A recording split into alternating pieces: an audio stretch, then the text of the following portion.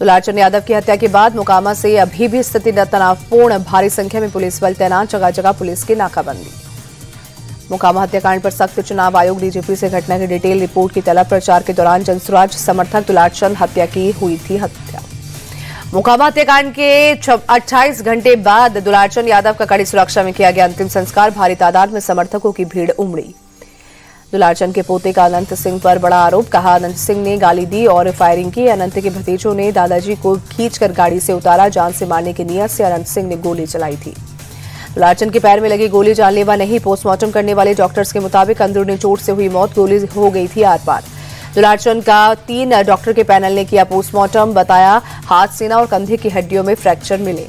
दुलारचंद हत्याकांड में अब तक 2 आरोपी गिरफ्तार। मोकामा एसपी ने सबूत मिलने पर अनंत सिंह की गिरफ्तारी का दिया भरोसा। एफआईआर में अनंत सिंह का नाम भी शामिल। बाहुबली सूरजभान सिंह ने चुनाव आयोग से दुलारचंद की हत्या की निष्पक्ष जांच करवाने की मांग की। कहा मोकामा में लोकतंत्र की हत्या हुई। दुलारचंद मर्डर की एफआईआर में नाम दर्ज होने को अनंत सिंह ने जबरन फंसाने की साजिश करार दिया। दुलारचंद के परिवार से मिले जनसुराज के अध्यक्ष मनोज भारती, कानून व्यवस्था पर उठाए सवाल। तेजस्वी यादव ने पूछा सवाल, गुंडों को कौन बचा रहा है? 40 गाड़ियों का काफिला हथियारों के साथ लैस कैसे घूम सकता है? कांग्रेस ने भी बिहार की कानून व्यवस्था पर उठाए सवाल। भूपेश बघेल बोले, जंगल राज की बात करने वाले देखो अभी बिहार में कैसे हत्या हो रही है। प्रशांत किशोर ने भी साधा निशाना, कहा बिहार में अभी जंगल राज, लोकतंत्र में हिंसा की कोई जगह नहीं। मोकामा हत्याकांड को लेकर अखिलेश यादव ने नीतीश सरकार को कानून व्यवस्था पर घेरा। कहा इतनी बड़ी घटना हो गई थी, सरकार क्या कर रही थी?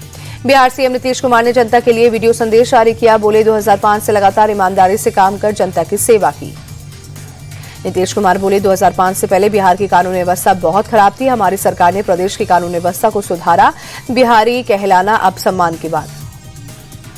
नीतीश कुमार ने महिलाओं सशक्त बनाने का दावा किया। बोले हमारी सरकार ने महिलाओं को सशक्त और आत्मनिर्भर बनाया। पहले की सरकारों ने महिलाओं के लिए कुछ नहीं किया। सीएम नीतीश ने जनता से एनडीए को एक और मौका देने की अपील की। कहा एनडीए शासन में बिहार में तेज गति से विकास हुआ है। बीजेपी नेता संजय जायसवाल ने राहुल गांधी को एनडीए के लिए स्टार प्रचारक बताया। कहा वो जब भी अपना मुंह खोलते हैं एनडीए को फायदा ही होता है।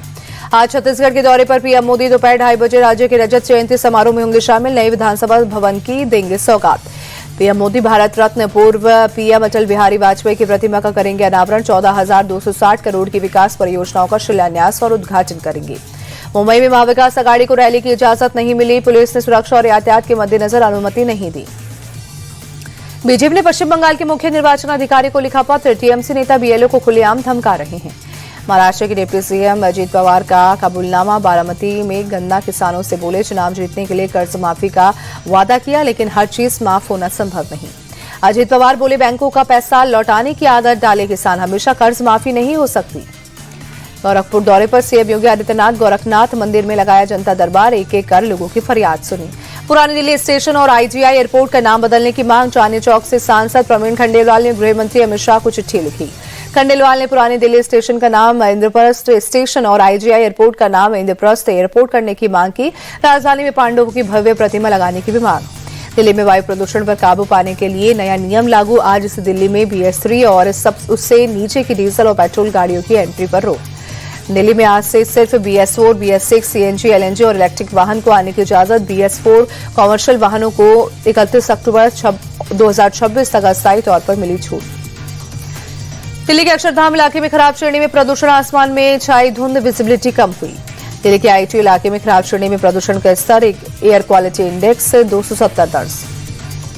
बढ़ते प्रदूषण पर काबू पाने के लिए दिल्ली में जगह जगह पानी का छिड़काव। लोधी रोड के आसपास MCD ने सड़कों पर किया छिड़काव। मलेशिया के कुआलालंपुर में आसियान देश के रक्षा मंत्रियों की बैठक। रक्षा मंत्री राजनाथ सिंह मीटिंग में शामिल हुए।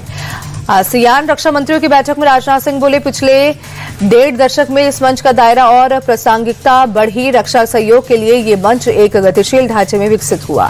राजनाथ सिंह बोले हिंद प्रशांत क्षेत्र की रक्षा और आर्थिक विकास के लिए हम प्रतिबद्ध। आसियान के साथ भी स्थिर साझेदारी और रक्षा सहयोग जारी। दिल्ली के सुभाष नगर में एक घर में लगी भीषण आग। आसमान में उठा काले धुएं का गुबार। हादसे में किसी के हताहत होने की खबर नहीं। दिल्ली में इंदिरा गांधी इंटरनेशनल एयरपोर्ट पर महिला के पास 970 ग्राम गांजा बरामद। बैंकॉक से आई थी महिला। यूपी के मुरादाबाद में ठिठुरन बढ़ी। आसमान में छाया घना कोहरा। विजिबिलिटी बेहद कम हुई। हरियाणा के अंबाला में ठंड बढ़ने से आसमान में छाया कोहरा। घने कोहरे के चलते कई जगहों पर विजिबिलिटी कम। पंजाब के लुधियाना में कबड्डी के खिलाड़ी तेजपाल सिंह की दिन दहाड़े गोली मारकर हत्या। 3 से 4 युवकों ने पहले पिटाई की, फिर गोली मारी। पुलिस ने आरोपियों के पहचान का किया दावा। आपसी रंजिश में हत्या का जताया शक। आरोपियों की तलाश में जगह जगह की जा रही है रेड। गुजरात की सूरत में भारी बारिश के बाद तापी नदी का बढ़ा जलस्तर, निचले इलाकों को किया गया अलर्ट। यूपी में बहराइच के धर्मापुर रेंज के पास गन्ने के खेत से सड़क पर निकला टाइगर, सामने से आती गाड़ी का किया पीछा। अयोध्या में पंचकोशी परिक्रमा को लेकर तैयारियां पूरी। पुलिस अधिकारियों ने परिक्रमा मार्ग पर तैयारियों का लिया जायजा। अयोध्या के हनुमानगढ़ी मंदिर में उमड़ा भक्तों का सैलाब। देवउठनी 11 पर श्रद्धालुओं ने दर्शन कर बजरंगबली का आशीर्वाद लिया। देवउठनी एकादशी पर अयोध्या में भक्तों की भीड़। पंचकोशी परिक्रमा के लिए हजारों की संख्या में श्रद्धालु पहुंचे।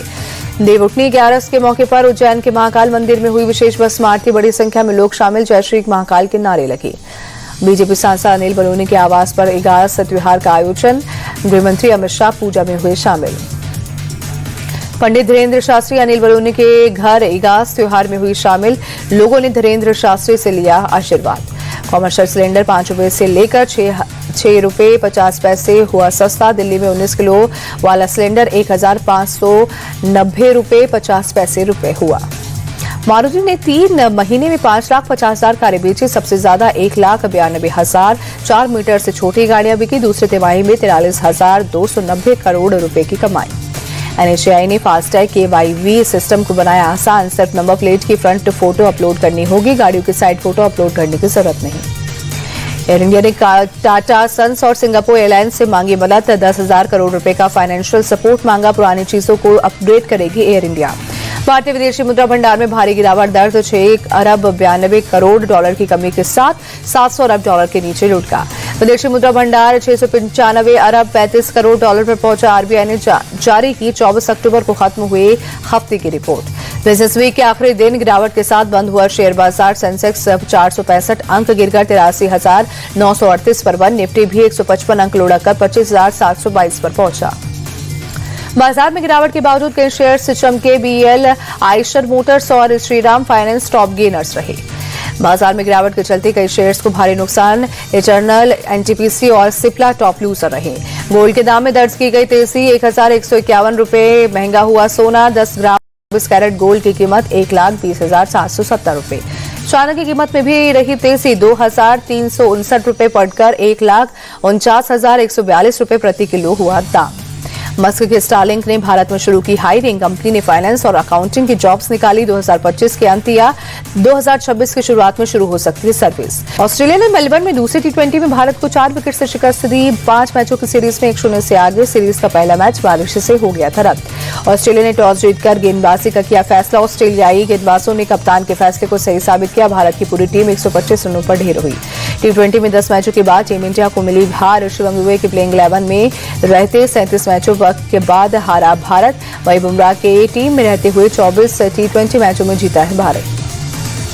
टीम इंडिया ने की खराब शुरुआत। 50 रन के भीतर आधी टीम लौटी पवेलियन। 8 खिलाड़ी दहाई तक भी नहीं पहुंचे। भारत के लिए अभिषेक शर्मा ने 37 गेंदों में 68 रनों की धमाकेदार पारी खेली। हर्षित राणा ने 33 गेंदों में 35 रन बनाए। अभिषेक शर्मा ने विराट कोहली को पीछे छोड़ा। 25 पारी के T20 में सबसे ज्यादा रन बनाने वाले खिलाड़ी बने। अभिषेक शर्मा ने 25 पारी में सबसे ज्यादा 936 रन बनाए।